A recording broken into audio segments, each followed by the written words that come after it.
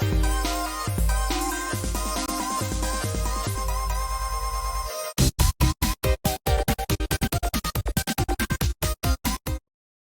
everybody, and welcome to our early comics review video. I'm Andy. I'm Matt. We're here with Infinity Flux Comics out of Chattanooga, Tennessee, and this is our big show where we show you some of the biggest and best books that are releasing this week to your local comic book store, coming out on Wednesday. So you can head on over to infinityflux.net right now, where you can order these books. They are live, and when they're released on Wednesday, you will already have yours claimed, so you don't have to worry about them selling out. This is a pretty decent sized week with a lot of really interesting books, so we can't wait to get into them.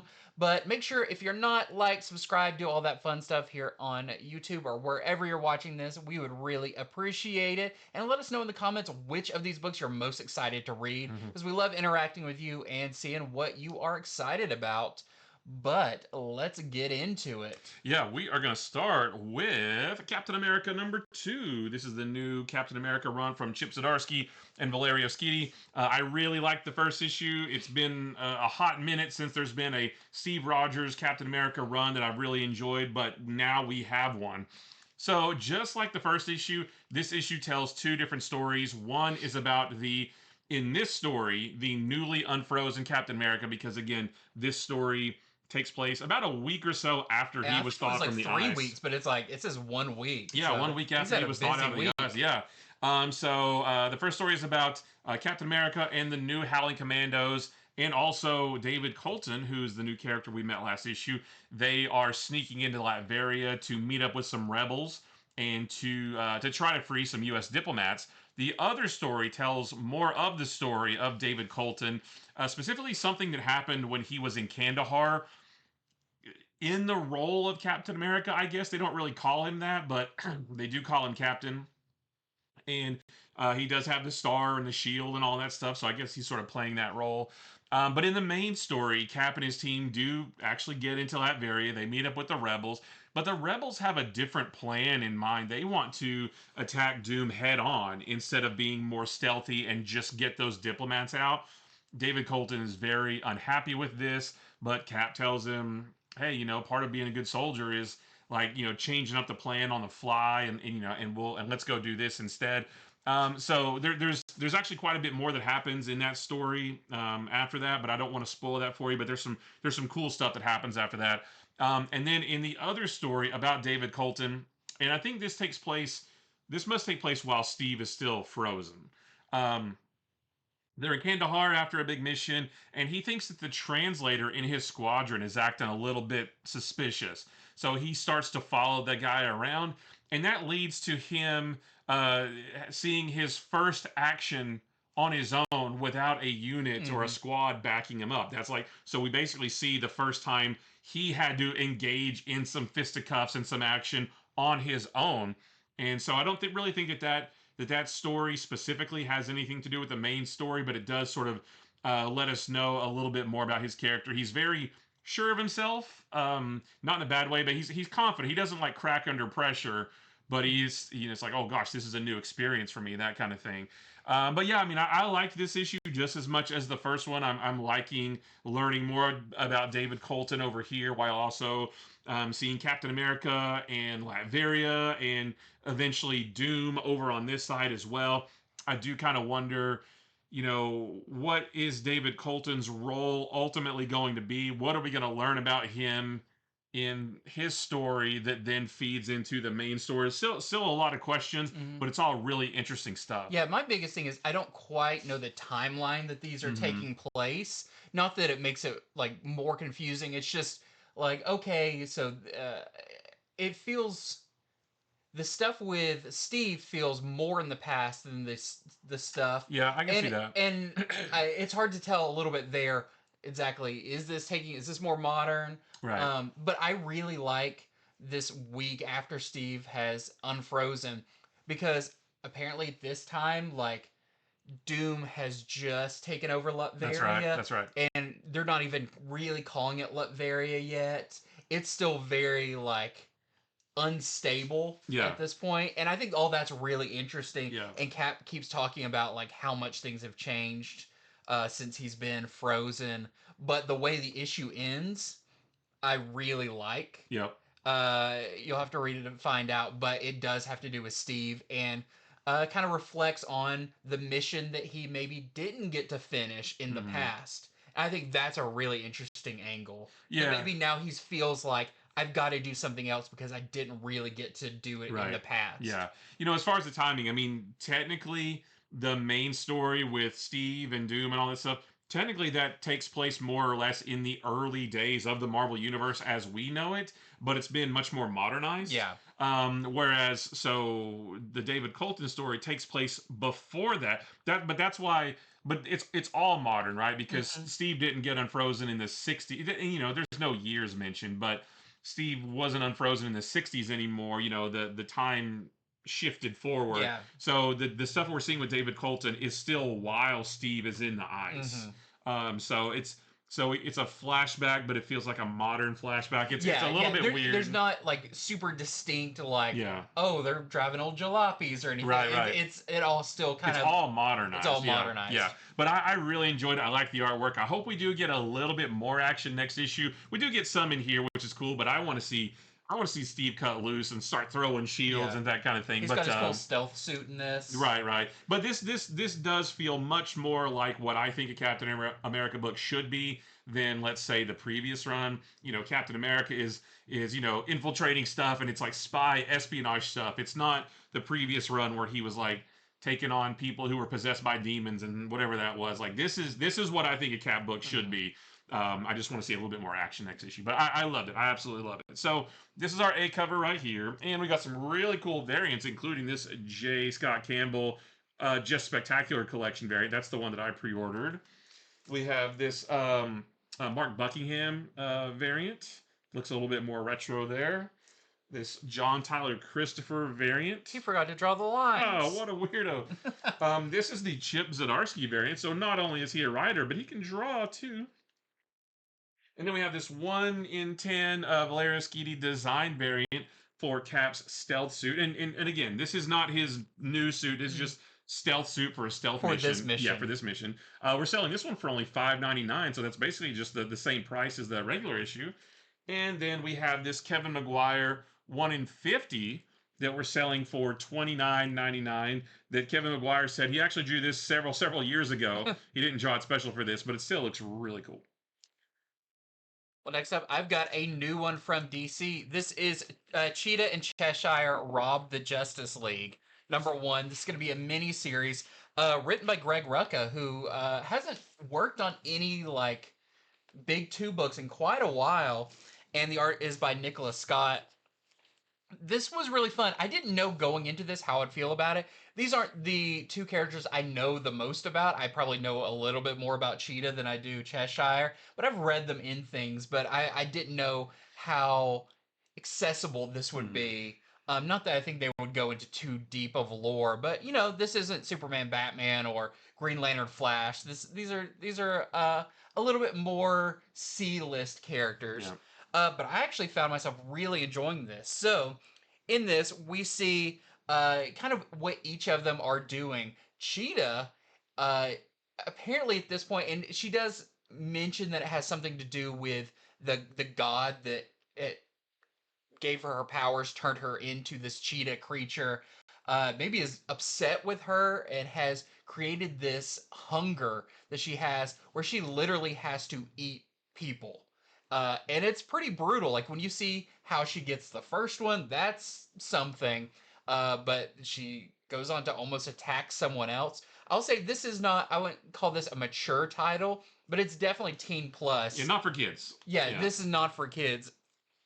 Cheshire, on the other hand, of course, she is a renowned like assassin, a mercenary. She's good with martial arts as well as poisons and toxins. That's kind of one of her main things. And she's developing a new I guess poison, or when you see what it does, it's pretty surprising. But oh right. she's like using a lab. She's kind of swayed one of these scientists to let her work on stuff there. But we do catch up with them, and you can tell they do know each other when they're both on a mission that's very similar and they end up in the same place. And Cheetah says like, "Hey, I've been meaning to talk to you about something. Let's go talk. I think you'd be perfect for this job." Until she whispers to her, "I want to rob the Watchtower, the Justice League's Watchtower."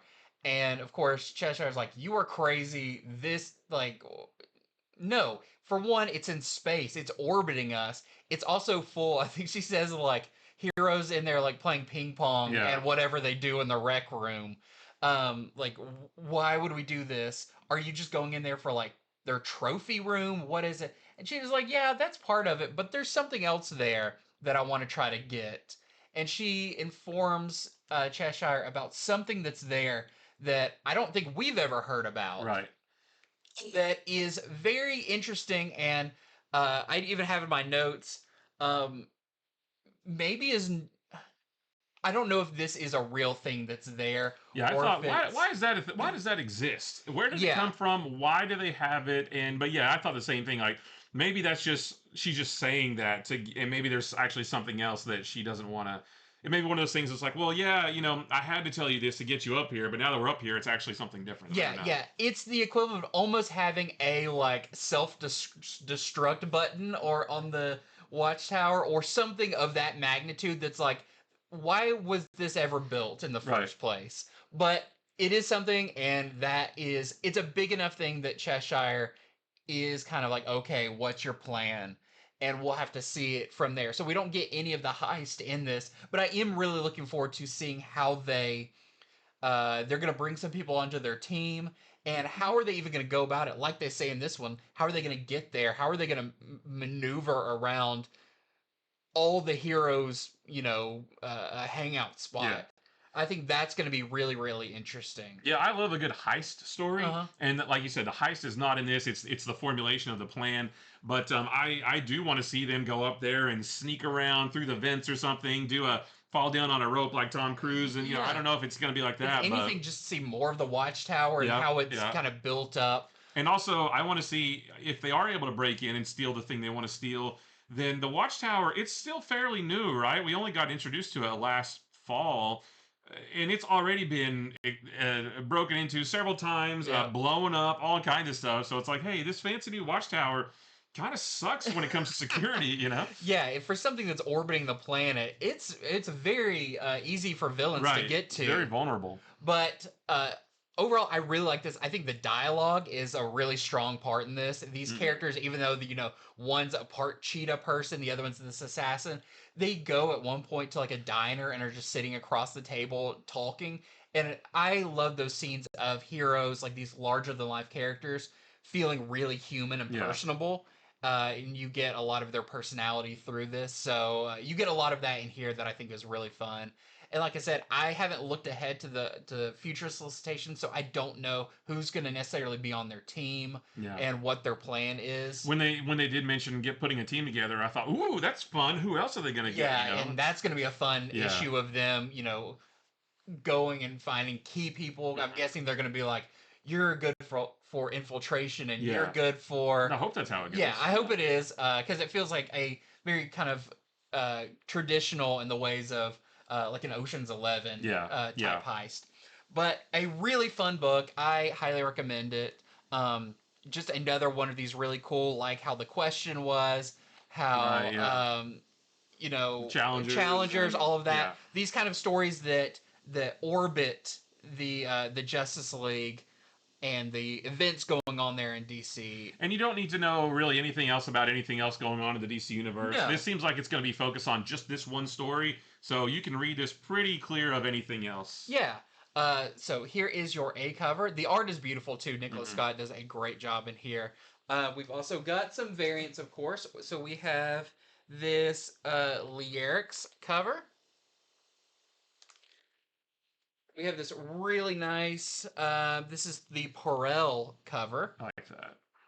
And if you like this, but you said it's not shiny enough, well, here is the foil Perel cover.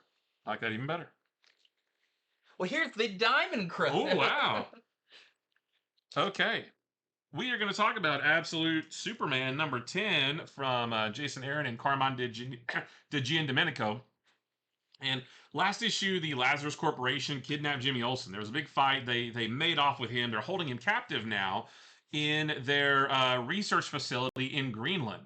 And so it's a pretty action-packed issue because this is basically a full-out assault a full-out assault by Superman and the Omega Man to on that facility to try to rescue Jimmy Olsen. And it's in Greenland. It's all in the snow. And I also, love that kind of stuff. The Superman's assault, you almost don't see him. Well, it's a pretty cool way they do it. Yeah, I have that notice. And what's really cool is that for a couple of pages, we don't even see Superman. We just see Lazarus and the troops there attacking something off panel, and then their weapons just get destroyed. Yeah. We don't really see. I mean, you know who it is, right? But you don't see. It's really cool. Like you don't really see him for a couple pages, and then when you do see him, though, it's like in this big shot. It's really cool.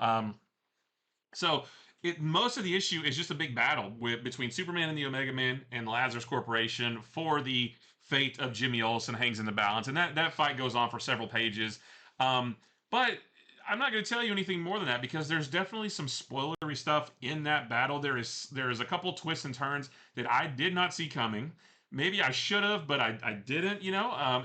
But when I saw it, I was like, oh, that's surprising, but also that kind of makes sense. The last page? Yeah. Yeah. And so, yeah, some twists and turns that I think are really cool.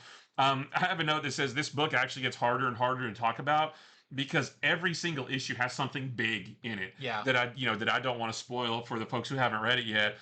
So it's like every time I talk about an issue, it gets shorter and shorter because it's like, oh yeah, there's more action and something else, and I don't want to tell you. And that's the same for this as well. There is some cool flashbacks to Krypton. Yeah. With Jor-El. Yeah. And with Kal-El still being young on Krypton and his dad. There's some cool stuff there. Yeah, with his dad. It feels very reminiscent of like the first issue where they're digging really deep, and Jor-El almost plays like the Superman role in this, where he's always trying to do what's best for the others, and I really like that parts of this. Yeah, definitely. So, I mean, that's all I want to say. I mean, just another action-packed issue. There's a big twist. What's going to happen with Jimmy and with Superman and everybody else there. Like, this is still my favorite Absolute book. Although Absolute Batman with this new Abomination story arc it's narrowly behind, but they're just both phenomenal. You should be reading both of these. So that is our A cover right there, and then we got some cool variants. The first one is from Gerald Perel. Same person did the cover that I just showed. Oh yeah, that's right. Busy. This is Giuseppe Camuncoli. I love Camuncoli's work. I haven't seen Superman do Flame Fist yet, but I'm all for that. This is the wait a minute. Yeah, this is the 1 in 25 Terso variant that we're selling for $11.99. I love that cover. And then this is the 1 in 50 Virgin 1 in 50 Virgin version of the Gerald Perel cover that we're selling for $24.99. Wow, you just threw a discount on it right I know, there. right? You're welcome. Next up, I have a fun new indie book from a new publisher. This is from Panic. Make sure it's Panic Entertainment. We just talked about another book that they're doing on our Comics from the Future show, but there's some kind of sample pages in this as well, and some previews of books they have coming up that's really nice. But very happy that we start off with a great one. So this is Tama #1. You may have seen us talk about this on some of our other shows. This really is nostalgic for me, and you'll see why. So this is by Adam Schlagman and Doug Pascoe with art by Daniel HDR. And this was solicited as what if those Tamagotchis, the Digimon, the Gigapets, all of that you had when you were a kid, you played with them, you loved them, and then you got tired of them and you put them in a drawer. And what if they just seethed there with anger until it was unleashed when you were older? I kind of get what they're saying with that, but this is way more complex than Yes. that. So in this, we see this tech company in San Francisco develop something, but we don't quite know what they developed. But it was something very dangerous, very violent. This is not a kid's book. This has some pretty over-the-top violence in it. But they attempted to basically shut down the facility, everything, to keep something from getting out. And then later on, probably a few years later, we meet a boy named Kit, who I really like because he has very Ash Ketchum hair. Right. Like it's like in a world that's pretty normal looking, he Yeah. looks very anime. But he's a good kid. He loves playing video games. He's pretty much an inside kid because he has a lot of allergies, specifically to animals with like long hair. He loves them. He wants to have a pet, but he immediately like starts sneezing. His eyes turn red, and he lives with his mom. I feel like his mom is like a police officer or something. I thought she was an executive at the tech company because she had all those boxes. Oh, I thought she was in charge of like, cleaning out that place I don't after know. they like went into it. She's not. She's not a super kind and loving mom to him. No, she's yeah, you have to read it to see. But one night, she brings some stuff home and she says like from this company that got closed down. She puts the boxes in the garage, and there's something that happens that draws our main kid Kit into the garage that's also pretty shocking. But there he does discover these boxes and he finds basically a flash drive that is like a video game. He puts it in, there's some VR goggles that come with it, and he gets to pick out a little monster he likes that's going to be his partner. And, he's always wanted a pet, but he's allergic to them. So this might be his way. And when he puts on the goggles, he can see it sitting there. And that's Tama, the cute little one right here. Yeah. And it's got a little happiness meter. And it's, he loves that he has this little pet now. But, and they're called companimals. And he gets to choose and all of that. But he's not too popular in school. And some people kind of pick on him. Well, something in there might lead to a mysterious attack by looks like a creature, but where did this come from? I think we all see where this is going, but it's a really fun setup for that. It's a really fun world with these creatures because even in the back of the book, it gives you kind of a encyclopedia of them. You see all these different creatures, and it gives you their descriptions. There's a little like hint of things to come that also very reminiscent of Pokemon. Mm-hmm. But like we said, this is not for kids. This is a pretty violent book. Yeah. When you see the attacks. Yeah, please don't buy this for your kids thinking, a cute little Pokemon type book. It's not that at all. It's not that. But I thought this was really fun. It's a great debut from this new publisher. And it definitely hits on a lot of those nostalgia vibes. I'd say it feels a little bit more towards like the Tamagotchi mixed with maybe like Neopets because they're all like on a computer. But there's also something that maybe they will become more real as they go forward. And yeah, I'll leave it at that. But this was really fun. I'm very excited about this book. I actually bought the incentive that we're about to show. At least I pre-ordered it, and I'm glad I did because it's become very hot. Mm-hmm. But wanted to show this off. So this is your A cover by Destined to Win, who doesn't do the interiors, but I love this cover. And Daniel HDR's art on this is really great too. And here is the one variant we have. This is an incentive.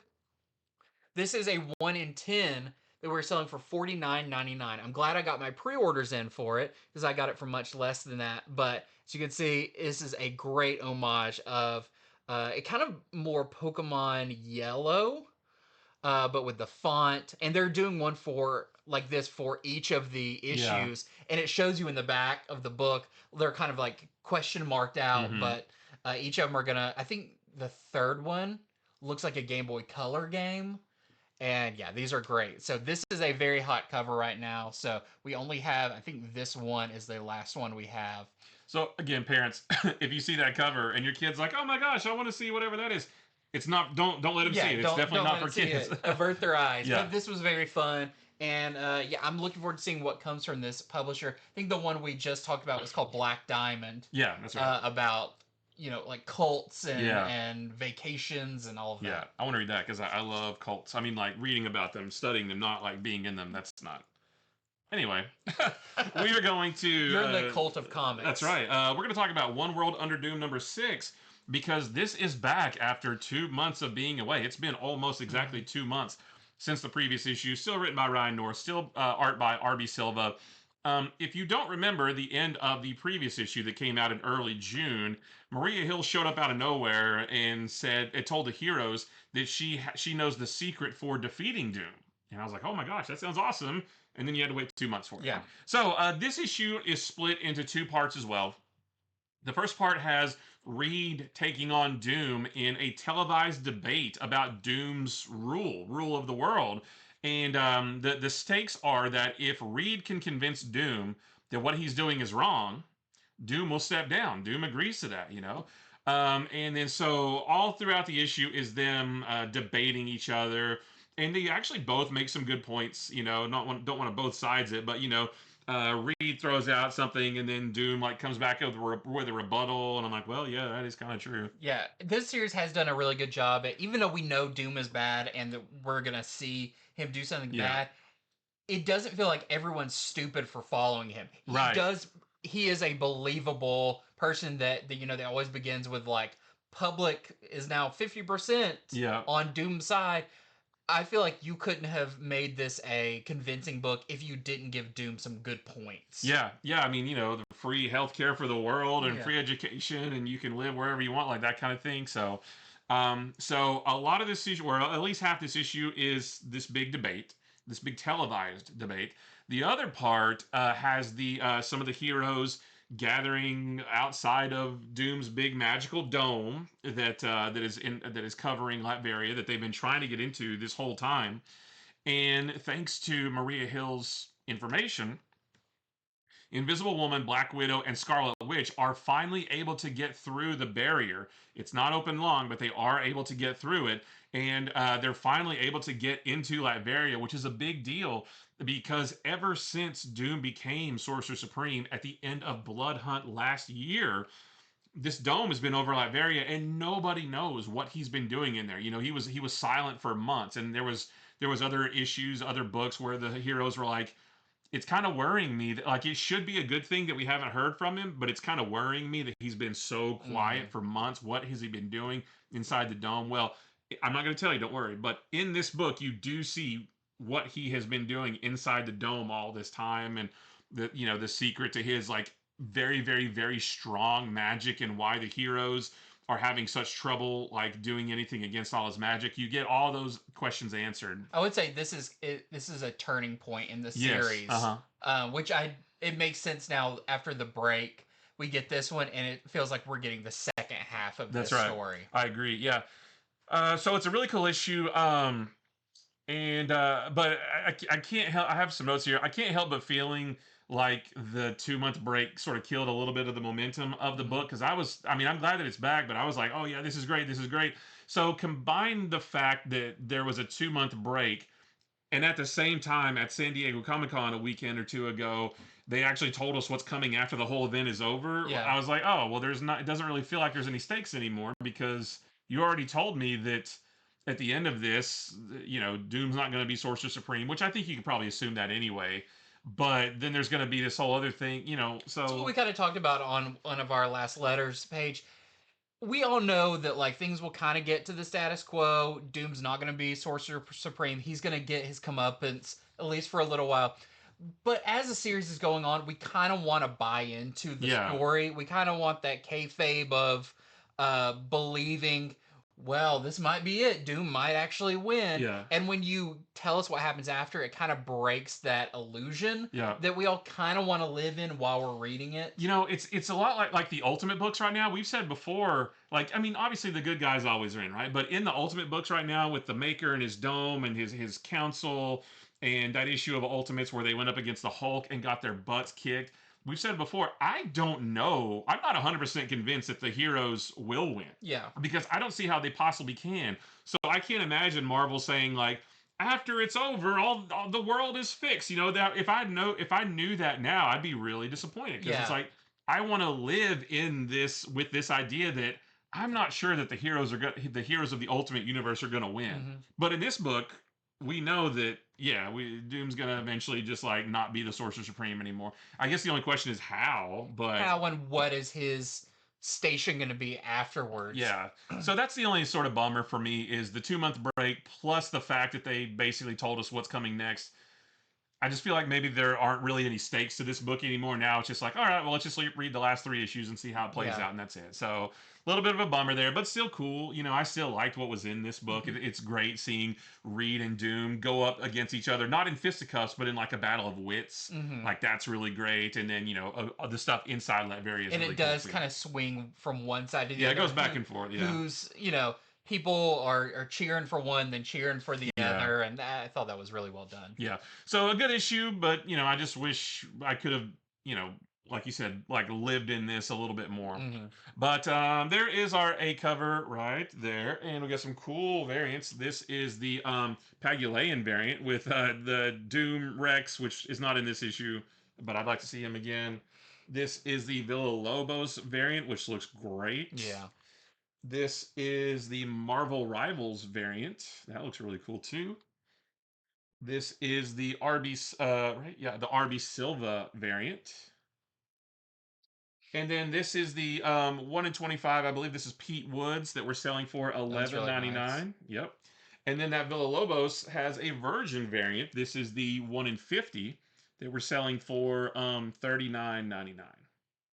Yeah, and they announced like a Marvel Legends figure of Sorcerer Supreme Doom. Did they? Yeah. Oh, yeah, nice. Yeah, there's a figure of him coming out, and I'm like I could take him as Sorcerer Supreme, even if it's not One World Under Doom. I kind of wouldn't mind him staying that, and that being kind of this upgrade he has for a while. I'd be fine with that. But yeah, I mean, still, I think this is one of the best Marvel events we've had in quite a few years. Mm-hmm. Well, next up, I've got Absolute Green Lantern issue number 5. This is a pretty big issue for this series. Some big steps are taken in this. I do feel like it's like issue 6 will finish off this first story arc. Yeah. Because this feels like, oh, we're about to get some big answers. So where we left off, the giant lantern symbol has fallen on the city. And we do get some more flashbacks to, we saw Hal Jordan planning something in some previous issues to go up against Abin-Sur. We see what happens with that, and it's pretty shocking as Hal Jordan goes like directly against Abin-Sur. We do see how he becomes the Black Hand. I don't think we still know exactly what that means. Yeah. There's still a lot of mystery around how Abin-Sur refers to himself is kind of in the third person, like an Abin-Sur is something. Yeah. I thought that was really interesting. We get more of Hector Hammond, who showed up in the last issue, which of course we know is a big Green Lantern villain. He's really terrible in here, just as a regular person, sans giant head. Yep. But he kind of comes in and wants to essentially profit off of this somehow, and he puts a team in charge of like, can we get a piece off of this giant lantern symbol? Of course, it's like indestructible, but he does want to be able to move it or get something out of it, and you'll have to read it to find out what happens there. But something big is kind of revealed at the end of this. At least something that kind of confirms something that we were guessing, but still does not answer some big questions. But I do feel like the next issue we will learn a lot of answers about what has been going on and what is this Green Lantern in this universe all about. What is their job? What was Abin-Sur's job? What happened to everyone in the town? I feel like all that will be answered in the next issue, and I'm very excited about that. Yeah, and what I like about this issue too is I feel like we have now back. All the other issues have kind of gone back and forth between like a flashback and then what's going on now, and I feel like it's all caught up now. So it's like now from here on out, there's just one story to keep up with instead of like, oh, Joe Mullen has Green Lantern powers. How did that happen? Well, let's flash back to see and then go back and forth. Everything's together now, and then we just got one story. Yeah, and there is some great action in here between Joe Mullen and Hal Jordan as Green Lantern and Black Hand. And this version of Hal Jordan Black Hand is very scary. Yeah. Like, he's kind of not in control of himself. He's kind of speaks with two different voices. And I don't think we've seen the extent of the Green Lantern in this, but we do see her make some form of construct that are really cool. So I'm very excited to see what happens next. And this is the most action-packed issue that we've had so far. Yeah, I do think so. But once again, this is one of my favorite ones because I feel like there is a lot of mystery to this Yeah. book and a lot of just really cool visuals and definitely one of the more different takes on, Yeah. we've got all these iconic things like the Green Lantern, the logo, Abensur, you know, all of that, but let's mix it all up Yeah. and how can we play with each of those elements in a different way? And I Yeah. think This they is does that really well. Yeah, this is still definitely my favorite of the new wave of Yeah. Absolute books. I love it. Yeah, so don't miss out on this one because this is a big one. Great cover there too with them fighting because that actually does happen in the Hmm. book. That is your A cover. I do really like this. This is the Terso variant. It looks great. We also have, I think this is the NECA variant. We've got a 1 in 25 Ekman Lawn variant we're selling for $11.99. And we have a 1 in 50 of the NECA cover that we're selling for $19.99. This is the, 1 in 50. All right, I've got Godzilla Escape the Deadzone #1. This is the second book in the three series, the three different books that all take place in one shared Godzilla universe. This is from Ethan S. Parker and Griffin Sheridan, and the artist by Pablo Tunica, whose those names we will hear again in just a minute, or at least Ethan S. Parker and Griffin Sheridan. We're not done with them this week. But so this, if you read the free comic book day book from, the Godzilla free comic book day book, you've already read about half of this issue. That was a good primer for this. But if you don't know what this takes place in the, like I said, in the same universe as the other Godzilla book with G-Force, and also the book that comes out in September called Starship Godzilla. They're all in the same universe. And this series takes place in the Pacific Northwest of the country that has been walled off from everything else. And I mean, it's more or less Seattle. I think they even Yeah. mentioned Seattle. It's been walled off because of a giant kaiju attack. They didn't say it was Godzilla specifically, but I think maybe it was.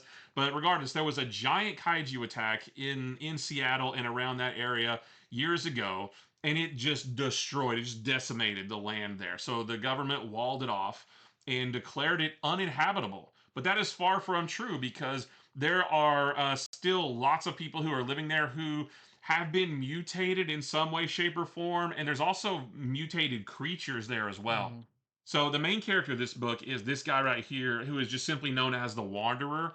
And as you can see, he's got a tail, right? He's got some well, that's his jack. I was gonna say he's got some green arms, but that's not quite He true. does have some, you can see his scaly hands on there Yeah, too. he's got some scaly skin everywhere. He's got this big tail. He's got some claws and everything, and he basically wanders the land, uh, helping people with their kaiju problems, whatever that may be. Of course, for the right price. And he seems very capable of taking care of himself. We get a sequence of him kind of taking on, I say, a small beast. It's bigger than him, but it's much, much smaller than a big kaiju. It's almost like a something that's been transformed because of the Yeah. kaiju there rather than a kaiju itself. Yeah, like so somebody was like getting attacked by it or something, so he helps them out and takes care of that beast. And then later on, though, he's wandering the land, the desolate wasteland, and he encounters something that is much, much bigger than he alone can handle. And that's kind of where I think the main series, the main story is going to get really started because this is mostly a setup issue, is introducing you to this area of the country, to introducing you to this character. But there is something in the last few pages that's like, oh, this is what this story is going to be about. But I'm going to let you read that for yourself. But I really like this. I mean, this is a brand new character. We've never really seen anything like this before. This kind of like half man, half kaiju, and usually it's just Godzilla stomping stuff, right? But now there's like this whole other level, this whole other layer of stuff that has been left behind. So I like in this one too because, like you said, it's like the rest of the countries have claimed like, oh, no one is inhabiting yeah, here, but you do see who inhabits here, and it is kind of a little bit like a Fallout, yeah, rough and tumble area. But there's a guy there who claims that he saw Godzilla, and they're like, "Oh, you don't believe me, dude?" It's like Godzilla in this is this like You might have seen another kaiju, but you haven't Yeah. seen Godzilla. Yeah. Like he is. I like that none of these books have really featured him too much. Right. He's just this thing that is kind of the catalyst for all of this going Mm-hmm. down. And yeah, what happens at the end of this, I was like, that's a these books are giving us things that we've never seen in Godzilla or really kaiju related Yeah. feeling things. Yeah, like I said, it's always just big monsters, but this is much more complex than any of Yeah. that. And I have a note too that this actually kind of gives me vibes of Hellboy mixed with Mad Max, but with some kaiju thrown in too. I don't know if that's quite appropriate, but that's just sort of how I felt when I read this. Yeah, you never get a full like look at what this character looks like. Yeah. Like his full face, he's always got the hood up. Mm-hmm. Yeah, I really like this one. I like this one a little better than the previous one, but I feel like these books are gonna have like different flavors for different people. Yeah. Oh, yeah. Because the Starship Godzilla, at least in that free comic book day book, it's not like this or the Godzilla book. So each book has its own thing, its own identity. Yeah. And I really like that. And look wise too, they all have very different art styles. Yeah. Oh, and I like the art in this too. Like it's kind of a little bit muddy. I like the colors, the earthy tones and stuff. Because again, it's like a desolate wasteland basically. All right, so this is our A cover right here, and then we've got a couple of variants. This is the Rod Rice variant. Oh, his thing is right there. Rod Rice. And then this is the Pablo Tunica. So that's your interior artist. And that gives you, there's his face, kind of, but it's all black and white. But yeah, that's kind of what he looks like in Madcap Adventures.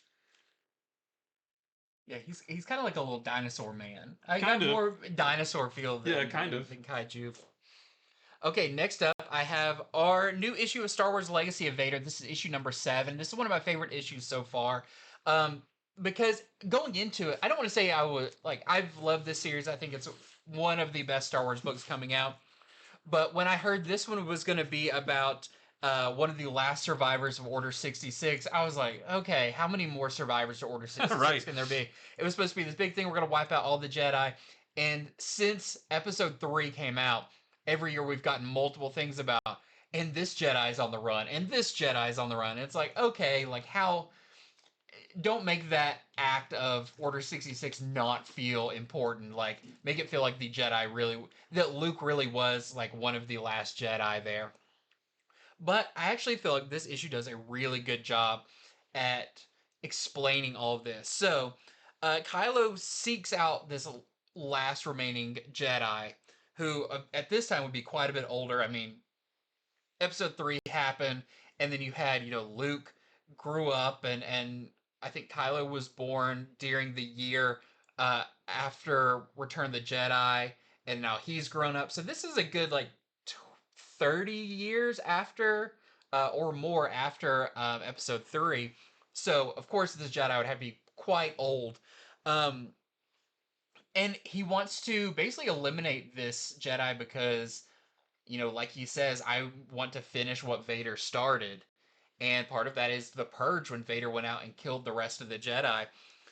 And he runs into this person who claims they're not a Jedi anymore, but they don't hide that they're a Force user. They're just like, I'm not a Jedi anymore.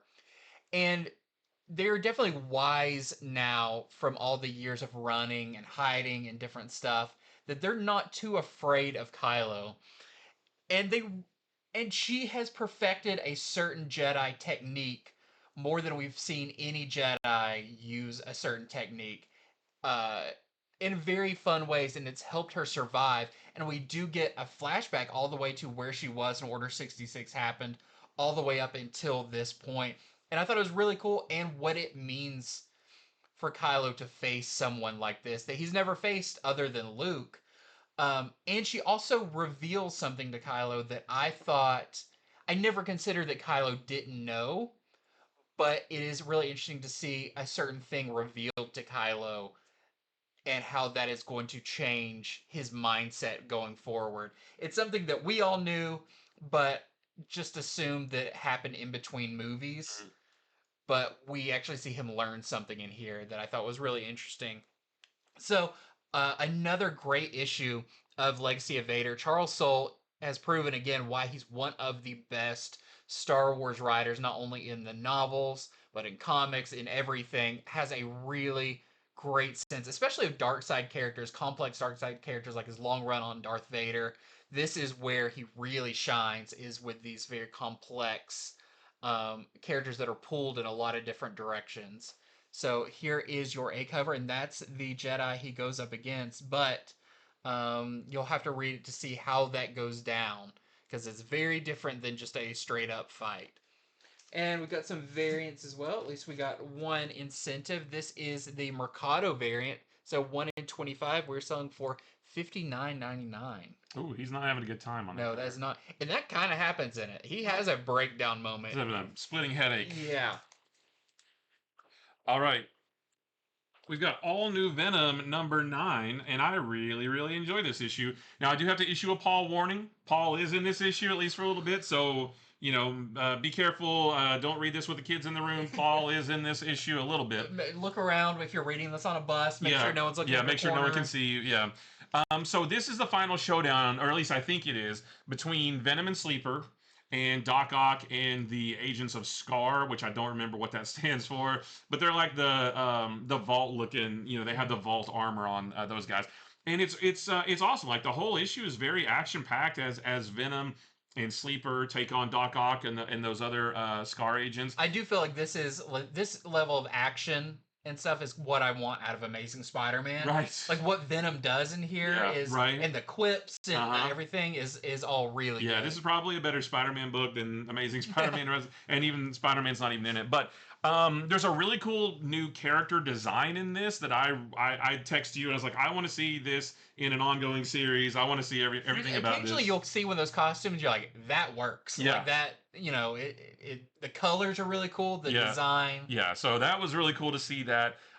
We get to see Sleeper use his chemokinesis, which when I typed that in, it didn't give me the little squiggly, so is that a word? I don't know. But Sleeper, you know, he's got like these little like test tubes all over his arm, and we've never really seen him do anything with it. But in this issue, he's making acids and gases, and he's like countering like something with an acid or something like that. Like, it's really, really cool. And then I'm not going to tell you anything about it, but this has one of my favorite endings in all of comics ever. Yeah, final page is just, you know, why we read comics. That's right. So I just wanted to let you know that this is out. I don't know that this is going to go past issue 10, though, because this is Legacy 248. The next one's going to be Legacy 249. And then I think 250 is when it gets renumbered to... it's legacy numbering, right? Well, is it going to stay that, though? Is it going to stay the legacy numbering? I'm not sure, but we do know that maybe Mary Jane will be done being Venom. Oh, yeah. In that one, that's kind of what they've alluded to. I don't know. That's one with Null coming back, too, right? That's one with Null coming back. But that is an interesting one where I don't really know what's going to happen after that. Yeah. I don't know status quo. I don't know what characters are still going to be involved or not involved. So I'm actually looking forward to that. I think it's going to be really interesting. So unlike One World Under Doom, Marvel, thank you for not telling us what's coming in this, because I don't know. I don't have a clue. Yeah. But I'm having fun with this, you know. I don't want Mary Jane to be Venom forever, but I'm having fun for a while. But I do eventually want to get her time as Venom has been not better than I thought it would be, but has explored all the stuff I've wanted them to explore with this relationship and how she uses it, and she's been, you know, the hero of the book. I really like all that, and you know, I want Mary Jane to, you know, if she is not Venom anymore, to continue to play a key role in some book somewhere. But yeah, all new Venom number 9. Don't miss it, because it's really, really fun. Stay away from spoilers. Please stay away. It's already been spoiled, so hopefully you haven't seen the end. Hopefully you turn the last page like we did. And this was one I read first. I don't know why I read this one first, but I read this one first, and I immediately texted you, was like, you gotta read. You gotta read all. Yeah, it was one of the ones I read first too. So there's our A cover right there, and like this cover, like that happens. Like, you get all this. I mean, it's a big brouhaha. And Carlos Gomez's art is phenomenal. Yep. We have this really nice J. Scott Campbell Just Spectacular Collection cover. I like that a lot. And then we have this Juan Ferreira variant as well with MJ and Venom. I just noticed which book I had up here. Okay, so next up we have Amazing Spider-Man number 9. This the art on this is joined by Michael Dowling. So this is not Pepe Larraz or John Romita Jr. This is another artist coming in, which I think is kind of interesting, and his art does work for a lot of this. Um, this is going to be a difficult book to talk about for many reasons, but I will try to do my best. This picks up so the last issue involved the big fight with Hellgate, and even the opening text of this is like, what happened after that, after he got beaten down? True believer, turn the page, and you realize, oh, it's just like a week later, and well, I think it might be several. I think it's been several weeks. yeah, Peter's pretty beaten up. Do we know exactly what happened with Hellgate in the last issue? I went back and looked, and the very last couple panels are Hellgate saying, you need to get stronger, because I was supposed to learn from you or something, and his fist glowed, and then the very last panel is the fist coming at like that, and then it said to be continued. So Spider-Man got the crap kicked out of him, basically. Yeah, but we don't really know the whereabouts of Hellgate at this point. Hellgate's not in this. He's not in this issue. And for some reason, I mean, Peter's been beaten down before. Like, we've seen him in worse shape. He just got beaten to a depression. Like, he is very sad in this. He's a sad... Yeah, we have sad sack Peter in this for the entire issue. And we talked about it earlier, I'm not 100% sure why he's so sad, other than, yeah, he got beaten, but other than that, like, he's been beaten really bad and ended up in the hospital and stuff from fights from all of his villains. He was in a coma, for crying out loud. And when he woke up, he's like, well, that was weird. I mean... So now we have really sad Peter. One of the fun things in this is it does start off with Shocker, and he has his new team called the Aftershocks, which is not his backup singers, unfortunately. Yeah. But we don't quite know where that's leading, but it does feel like it's kind of planting the seeds for a story coming up. But we see that they are going to be working for someone that we have seen quite a bit lately, but I am interested, and I do like Shocker as a villain. We're getting some classic Spider-Man villains in here. So that part's really interesting, but Peter is now, I guess because of his injury, he is not being Spider-Man. They do mention that it's been several weeks since Spider-Man has been anywhere. So I guess the city's been fine without him, but he's been more focusing on his new job with his childhood friend, and they're developing some mushroom-related housing and some stuff like that. There's some more stuff about maybe who he's dating and maybe setting up with somebody new. But the big part of this, and the part that like the solicitation set us up for, is Mary Jane does finally go to Peter, and no spoiler here, she does reveal that she is Venom to Peter. That's what we've been waiting for. Now, what his reaction is, what happens after that, you'll have to read it and make your opinion for yourself. We have our thoughts about it that we've talked extensively about before the show started. But, yeah, I don't know what to say. It's maybe not what we wanted from that. I mean, I'll be honest, I didn't like this issue at all. I mean, this gave me terrible PTSD flashbacks of the very beginning of Zeb Wells' run. Yeah. Where it's like, what happened? Because we don't know why Peter's all depressed. He's just depressed. He's cut himself off from everybody other than his job. He's going to work, but like he hasn't reached out to Aunt May. He hasn't reached out to Norman Osborn or anybody.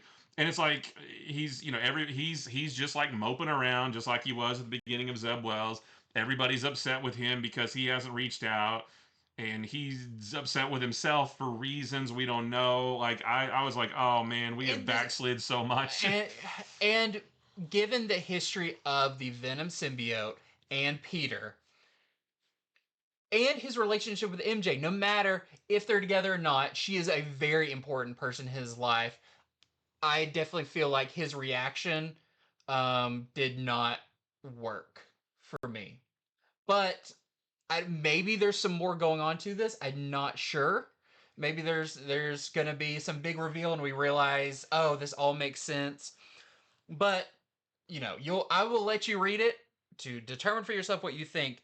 There's also the reappearance of Captain Kintsugi, which I'm not sure where that's leading to. Don't even know who he is. I mean, I know that he sort of popped up an issue or two ago, but who the heck is he? Yeah, where did he come from? What is he doing? I'm not quite sure. But there is a final page reveal. Given that everything that's happened in the issue, I am very interested to see what it is all about. And it's something that we've seen for a little while on covers, but I guess we didn't really realize what we were seeing until now. And I am interested to read the next issue and find out, because we do know we're getting to that point where there's going to be a Spider-Man swinging around the city and a Spider-Man in space with like his own version of the Guardians. I think number 11 is where that happens, so we better get a lot of answers in number 10. 10 must be like a triple-sized issue that's just text explaining what's going on. But, we've seen some stuff for that, so it definitely does not lead directly into that, but there may be something that will help explain that. I don't know. I hope so. I've got theories, but I'll let you figure out your theories for yourself. Anyways, if you're enjoying this book, awesome. I love that you are. We definitely had mixed feelings issue by issue. That I really liked the first story arc with Hobgoblin. Yeah, that was great. The art was great. I loved the return of a classic villain. Yeah, I was like, hey, Amazing Spider-Man it's on its way back, and then it has completely tumbled backwards years. It has regressed years and gone back to sad mopey Peter. Let us know what you think about it when you read it. I am looking forward to seeing what happens next. So here is your A cover. Here's some good news. We've got some amazing variants for this. I see what you did there. Oh, I didn't even try that. Yeah. So we've got this Diaz variant, which is really cool. And here's the big one. Yeah. I mean, this is huge. This is the J. Scott Campbell Mary Jane cover for the Just Spectacular collection.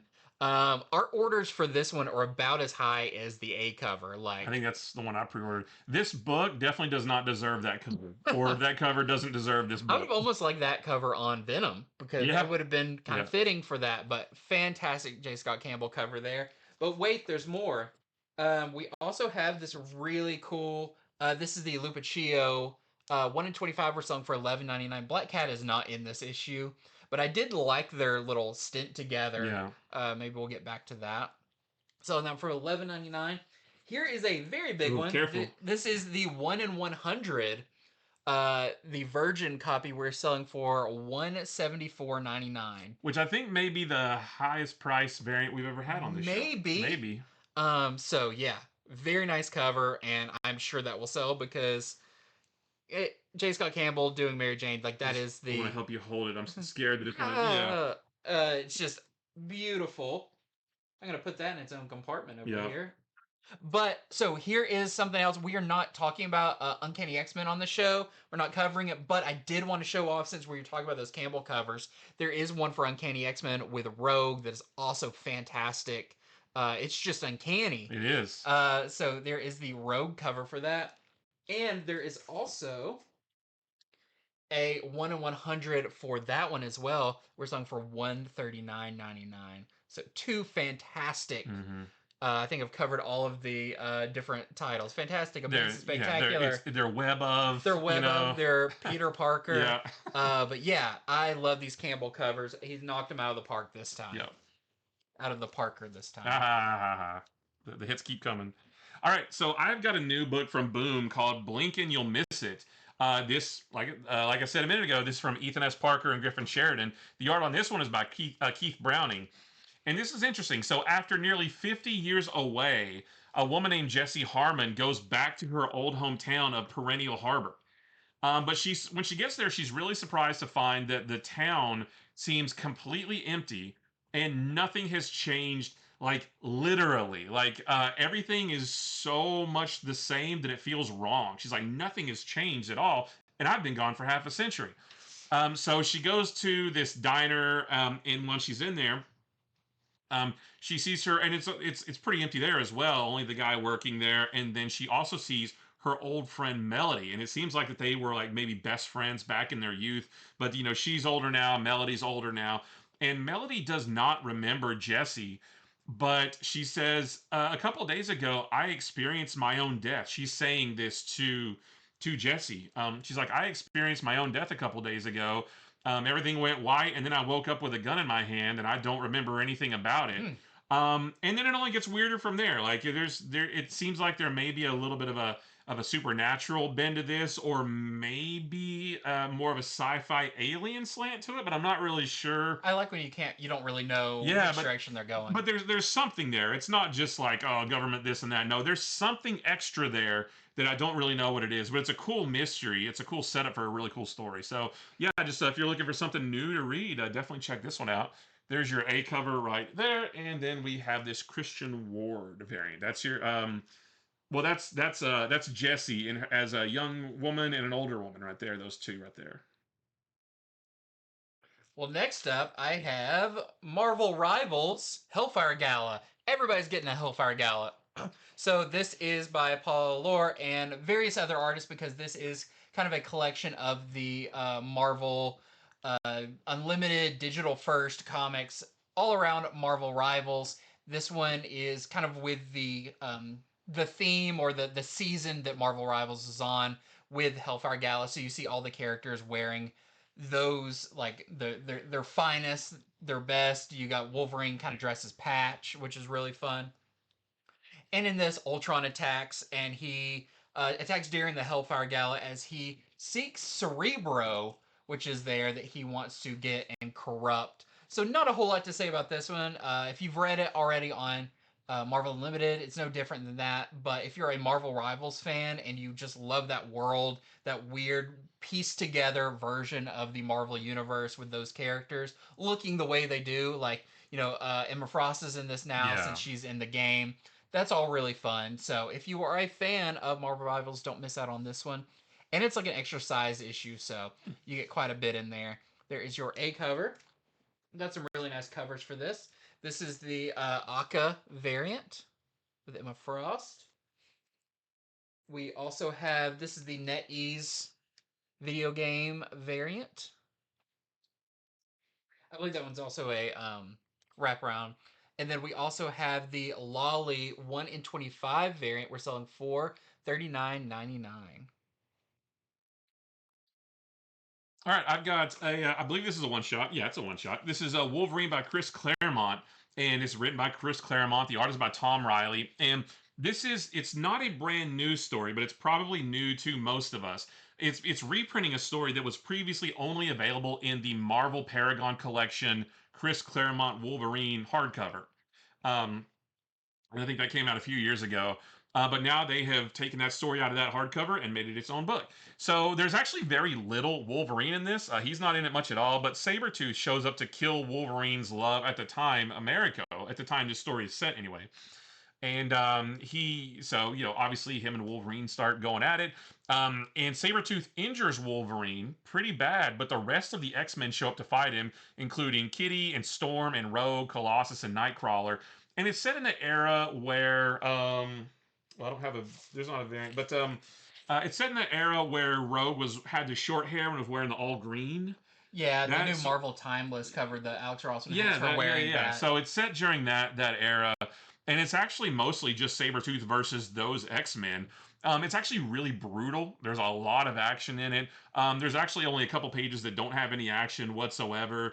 And Sabretooth, while he's fighting the X-Men, he actually tries to sort of get in their heads a little bit too, which actually kind of sort of does work a little bit. But just a really cool one and done story, from Chris Claremont. So if you just want like a quick little Wolverine story that you can read without having to really know anything about anything else, then you could definitely grab this one. And this is the only cover we have. Next up, I am going to talk about one of my favorite characters in all of comics, Hellboy. We don't get to talk about Hellboy too much because it's not like a ton of Hellboy stuff is still released, but we do get these little miniseries every once in a while. But let the record show, if we're counting all of comics, Hellboy's in maybe my top 3 favorite comic book characters of all time. So I'm always excited when there's a new one. This is Hellboy in Love, The Art of Fire, #1. This does kind of follow up on the previous Hellboy in Love series, I think that came out last year. With all Hellboy, you don't really need to know all the details about it. It's pretty self-explanatory. But if you do want the full picture, it does help to know that one. So this is, of course, by Mike Mignola. It's written by Christopher Golden, and the art is by Alex Nieto. And in this, Hellboy is still on his. He got really frustrated with the BPRD in the previous series, and there's a time frame in the regular. I mean, he's not in the BPRD for very long in the original Hellboy run, and this takes place after he leaves because he doesn't want to work for them, and he's actually found a girlfriend. Her name's Anastasia Brassfield, where they got together in the previous mini series, but he's actually just been enjoying life and enjoying being in a relationship, and he wants to surprise her with a trip to Iceland because that's where one of her first investigations took place, and she never really got to finish that investigation or that archaeological dig, and he gets him a plane ride to go back there so she can get back into it. And what's funny is when she was originally doing it, she didn't believe in the supernatural or anything, mystical or weird. Now she does, and she wants to go back into this archaeological dig with that in mind. Because she had found on her previous trip the body of a witch that was in a volcano, and they said when they found this witch, it predated this volcano's eruption. It predates like everything they know, and now she wants to go because she knows about the supernatural and try to communicate with this witch. And Hellboy's along for the ride, like most Hellboy stories. He's not the main character, but he's there for when things get crazy. And of course, when they get there and they start tampering with it, things don't really go well. And that's where I won't give it away, but it's just another really fun Hellboy story. I think this is only a 2-issue Yeah. miniseries, but just every time I read a Hellboy book, it makes me happy. He's such a great character, and I'm glad, even though, spoiler, because it happened years ago, Hellboy is dead in the, like, continuity. We are still getting these stories from during the time, the missing years, Mm-hmm. and I just love those. I love these one and done adventures and mysteries and mini series, and you always see weird supernatural stuff, so I just love it. This is Hellboy in Love, The Art of Fire #1, and this is the only cover I have. If they had found that witch on the beach, she would have been a sandwich. That's true. All right, so You're you happy with I, yourself? I was sitting on that one for a few minutes. I tell you, your eyes went blank, and you were just like, just churning that one over. So this is EC's Cruel Universe Volume 2, #1. So this is another series of Cruel Universe, and just like the other series and all the issues in that series, this has 4 different short little one and done stories. That the Cruel Universe title leans towards sci-fi, but this would also fit in like Epitaphs from the Abyss too, because Yeah. most of them also have a little bit of a spooky, almost like a horror bend to them as well. So the first story is called In a Strange Land. It's from Jay Holtham and David Rubin, and it's about this alien race who want to make a new home on Earth because their planet was destroyed. And one of the aliens, they say, well, we look so much different, we don't want to scare them, so they make themselves look human, and they actually go down to Earth to try to get a feel for the land and everything. Um, but they're not there long before they teleport up to their ship and take off because they were still met with hostility. You'll have to read it to find out why. There's a story called Catch and Kill from Ann Nesenti, and the artist by Kano. And it's about this a young man and woman who develop a dolphin translator so they can tell what dolphins are saying, but maybe they don't like what they hear. There's a story called The Fittest from Greg Pak and Charlie Adlard. Earth seems to have fallen victim to some kind of plague, and a group of wealthy individuals. Think the group that would go off on what's the Amazon starship, the blue something or other, I don't remember. But these group of wealthy individuals, they escape the planet basically on a rocket ship, but their peace is very short lived because of reasons. And then the last story is a story called Derelict Ship from William M. Gaines and Al Feldstein, and the artist by Bernard Krigstein. And this was originally published in Weird Fantasy #22 from November 1953. I was about to say those names didn't sound too familiar. Yeah. So this is way back in the Silver Age. And it's about this starship that comes across another ship that's just kind of floating adrift in space. And the crew of that starship enter that floating ship and they find dead bodies all over the place. And then the story becomes what happened to that crew. And it's pretty interesting, and it's still actually kind of relevant today even. So a cool classic story from the EC Vault. So yeah, if you just want some quick one and done stories that aren't connected to anything else, just like the last volume, we have a whole new volume here, and I guess this is going to run another 12 issues like the previous volume did, but I'm not really sure. But New Cruel Universe is always a good thing. That's our A cover. That's from Lee Bermejo. Yeah. And then we have a really awesome gold foil Lee Bermejo cover, which looks great. And then this is the 1 in 10 Monty's cover that we're selling for $6.99. Nice classic sci-fi looking stuff there. And then this is the 1 in 20 Tom Fowler variant that we're selling for $14.99. And it's kind of looks weathered, with like the looks like an original comic page. Yeah, exactly.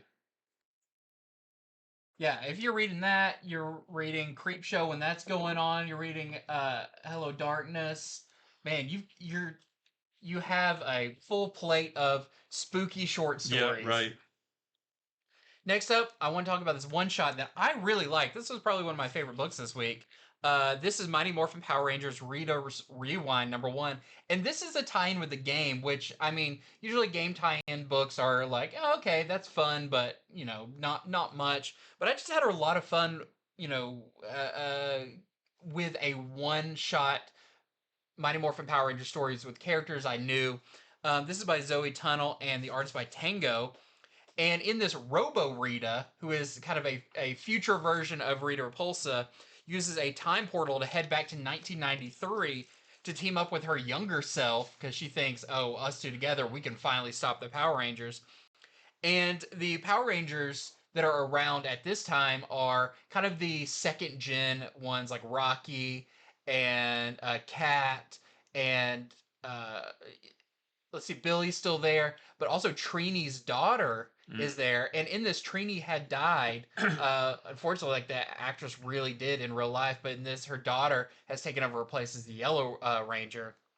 And they worry, will it mess up things? Will there be a weird paradox if we go back and meet our former selves? But most of the Rangers are like, I wasn't there yet. Like Rocky and Kat were like, we didn't come along. We didn't live in the city at that time. And Trini's daughter's like, I wasn't born yet. And they're like, what if we just keep our armor on? We don't interact with our former selves, but we can still go and help. Well, they do decide to go back, only to learn that something about the travel messed it up. They lost their armor, and they worry if they try to tap into it, they're actually tapping into the morphin grid of the Rangers of that time. Oh. And it could mess things up, like pull energy from them. So they have to fight while they are in civilian clothes. They have to go and get clothes of the time, so they are all looking very 1993. Nice. And another fun part is Robo Rita goes to the original Rita and is like, we got to stop the Power Rangers. She's like, great, we'll get, one of our monsters built. And she's like, no, we don't need to do that anymore. I'll show you a different way. And so I always forget his name, but the little guy who builds the monsters out of clay gets upset and he's like, well, I'm going to show you, I'm going to make a monster. Oh, man. And so you have him make a Terror Toad and the Power Rangers have to fight him. So you get a lot of action in this, but it does get really emotional when they go back to the juice bar. The original Rangers come in their civilian clothes, and Trini's daughter sees her mother still alive. This was a whole roller coaster of a Power Rangers issue that I was totally on board for. Thought the art was fun. It's a little cartoony, but it fit with the time frame and the story. The colors were great. It's great seeing kind of the contrast between where they end up and where they started. So if you're a Power Rangers fan, even if you're not reading the current run of Power Rangers Prime, pick this up because this is the Mighty Morphin Power Rangers. This is the ones you probably grew up watching, with a little bit of a twist, and I thought it was great. So this is your A cover. We've got a really nice, this is the game art foil cover. And we have the 1 in 10 Tango variant. So this is your interior artist. We're selling this for $11.99. All right, I've got Ultimate Wolverine number 8, and this is the first appearance of the Ultimate Universe's version of Archangel. I guess Angel turned into Archangel. And the opposition, who is the group opposed to the Makers Council, they travel to this place called Snake Island because there's a laboratory there that's been experimenting on mutants, and they want to go there to free those mutants. But they find something very unexpected instead, and it does lead to a fight between them and Archangel. It's a very action-packed issue. It's pretty bloody, and we got some cool Logan. They still don't call him Wolverine. We get some cool Logan moments. And I feel like in this issue, he's made his transition to being one of the good guys. Yeah. And so his look changes as well. Yeah, a little bit. Yeah. So just another great issue of Ultimate Wolverine. I'm liking this a lot. I think it's only 10 issues, right? Something like that. 10 or 12. Oh, I think it's 12 because it'll run into December when the Ultimate Endgame happens. This is a pretty brutal issue too. Not everyone makes it out alive. Yeah. So there's your A cover right there, and then we have this 1 in 25 Ryan Brown cover that we're selling for $19.99. Real quick, I want to mention that Red Hulk issue number 7 is out. This is a really fun issue. In this, tests are being done on Thunderbolt Ross, so he's not Red Hulk, but maybe they're trying to bring it out of him in very crazy ways. This is kind of a body horror issue.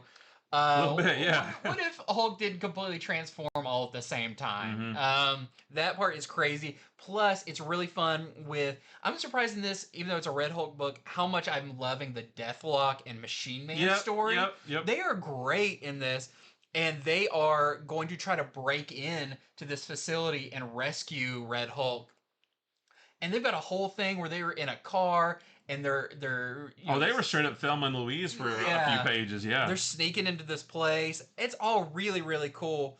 And there is a pretty interesting tie-in with this one to One World Under Doom that is maybe going to change how one character sees the whole thing, and kind of gives us a little bit more explanation to how Doom is ruling everything. So I thought that was a really cool and unexpected tie-in with that. Yep. But just, again, a great book with Red Hulk.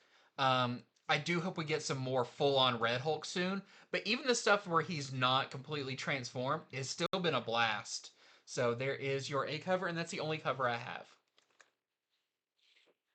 All right, well, just real quick, I want to talk about Moon Knight, Fist of Khonshu, number 11, because I love this book. Like, Moon Knight this is the Marvel's most underrated book. Everybody should be reading this. It's so good. Now, this issue is a bit of a breather issue from, they've been telling this big story over the last 10 issues, and it looks like they're going to get into another one soon. So this one is just taking a little bit of a breather.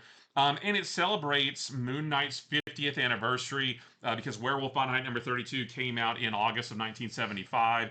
And in this issue, everybody's getting ready for Mark Spector's birthday. Now, they don't really tell us how old he is. There is a joke about I think he's going to be 50. And they're like, nah, that can't be right. But so they're getting ready for his birthday party. And the whole thing is told or almost the whole book is told from the point of view of a character that we have not seen in a while, but who does have ties to Moon Knight. So not really action-packed like the other issues have been. But they have done a phenomenal job over this run and over the last couple runs of really building up Moon Knight supporting cast, Hunter's Moon, Tigra, 8-Ball, Reese, and all those guys. And so even though they're not punching vampires and stuff in this issue, it's cool to see them, and just a phenomenal issue of Moon Knight. So definitely everybody needs to be reading this because it's probably Marvel, in my opinion, it's Marvel's best non-ultimate book right now. So I love it. There's our A cover right there, and we have a 1 in 25 La Roca variant that we're selling for $14.99. And briefly, I did want to mention that Daredevil Cold Day in Hell number 3 is coming out. This is the final issue. Only a 3-issue miniseries, but definitely heavy hitting. I don't want to talk too much about it because it is the final issue. It's the finale, yeah. And almost everything I would say would spoil it because there's a lot of moving pieces in this one. But we do get a fight between Daredevil and Bullseye in this that is very reminiscent of previous fights they've had, but now with a lot of different baggage on them. But also, there's some stuff with another character that we've seen throughout this that I really enjoyed, and there is a pretty definitive end to this. So this is going to work out really well as like a collected edition as well. You're going to get a complete story. There's not really any loose threads left in this too much. There's always a little bit, but I feel like this really puts a nice bow on everything. So if you've been enjoying it, you'll love the third issue. I just don't want to say too much because almost everything that happens in here is a spoiler. So we've got our A cover right there. We've got a Marvel Rivals variant with Marvel Rivals Punisher, a version of him. We also have this Kamenkoli variant. We have a Daniel Warren Johnson cover. And lastly, we have a 1 in 25 Steve McNiven cover that we're selling for $24.99 with Elektra. Well, real quick, I want to tell you about Superior Avengers number 5. This has been the miniseries that ties into One World Under Doom, and this is this is the next to last issue. And the Superior Avengers put their plan against the doom of their world into motion because that's been their whole reason for doing this stuff. But it won't be without complications. So just wanted to let you know that Superior Avengers number 5 is out this week. One more issue after this, and it's been pretty fun. And this is the only cover I have. And I've got Sisterhood, a Hyde Street story, issue number 2. I love number 1, and this continues to be really fun as V, who died in the previous issue, is now back and kind of haunting her best friend Sophie, but creepily wants revenge, even though that's not really her personality, and she wants a V to join the sorority that caused her to die and take it down from the inside. But we soon learned that I don't know, the ghost is maybe not a great friend. Yeah. It's hard to describe, but I was very shocked by the last page in this, and this was another great Hyde Street edition. We got our A cover there, and we've got a Gary Frank cover. Nice. The last one for me is Gwenpool number 4, and I don't have much to say about this issue because if you're already on the book, But this issue is interesting though because there is a new theory that is kind of floated out there about who this Gwen may really be. I don't know if it's 100% true or not. I don't know if they confirmed it, but there is at least because the whole book has been like, oh my gosh, the original is Gwen Stacy's back from the dead. But there's something in this issue that there's an alternate take on that in this basically. So we'll have to see. We'll have to keep reading to see if it's true. But that new idea is put out there and it's pretty cool. And we have our A cover right here, and we have this Ricky Yagawa variant. And I'll go through these last ones pretty fast, but we've got Secret Six number 6. This is the final issue of this miniseries, and definitely some big stuff happens, at least for we've got Dreamer and Jay finally go at it with very different ideas, but I thought that was good, and they did a good job building up to this. John Kent, go, that blue lightning form. We get some of that, and I really like that. Go Super Saiyan. He goes Super Saiyan blue. And then also, John and Jay Nakamura may never be the same after this. So, yeah, just a great issue finishing off this Secret Six run. I hope we kind of get another series that spins out of this, whether it's just a Dreamer series or just mostly a Catman series. Yes, right. Some great moments in this. But I hope we see these characters again really soon. Only cover I have for that one. I want to also mention Cul-de-Sac is out. This is a new book from Bad Idea with a really interesting look to it. Let's see. And this one is the one this is by Mike Carey, and the art is by Jonathan Wayshak. It's on newsprint, which I love the feeling of. Nice. And this is where the kids learn that their parents are actually vampires, and they've got to choose if they want to join with them. There's also vampire hunters. So if you feel like that is your style, plus the art looks like this, it's very weird. Did you say it's cool. A one shot? No, this is a series. Oh, okay. Yep. We've got our A cover right here, and a Leaks cover. Nice. And then lastly, I have a new book from Mad Cave. This is Orla. And this one is really fun. This is by John Lees and Sally Cantrino. And this is where it follows a girl who's not great at dating. She's been on all the dating apps. She meets some really terrible people on there. But she has a secret, and that is she has a thing called the ick. And whenever she gets scared or upset, she turns into a giant man-eating monster and literally eats the guys she's on the date with, which in some cases is not a bad thing because they're really terrible. But I really like where this book ends up when maybe one of the worst guys, she finds out maybe she can use her powers for good and take out someone really bad on the board. So this was really fun. It's like a rom-com meets horror slasher monster movie. So that is your A cover for that. And we have a Sturl variant. You can see a hint of what that monster looks like.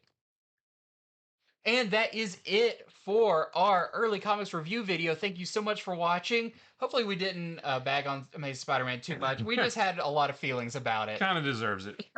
But head on over to infinityflux.net right now where you can order these books while supplies last. A lot of these will go very fast, so make sure you do that as soon as you can so you don't miss out on any of the cool books that you want to get when they're released on Wednesday, and that is at infinityflux.net. Thank you so much for watching. Stay tuned for our video coming up on Wednesday. We'll be going over some of the books that you can order early that will be coming out in a few weeks, and I've already looked at the list, and there's some pretty big ones coming up. Nice.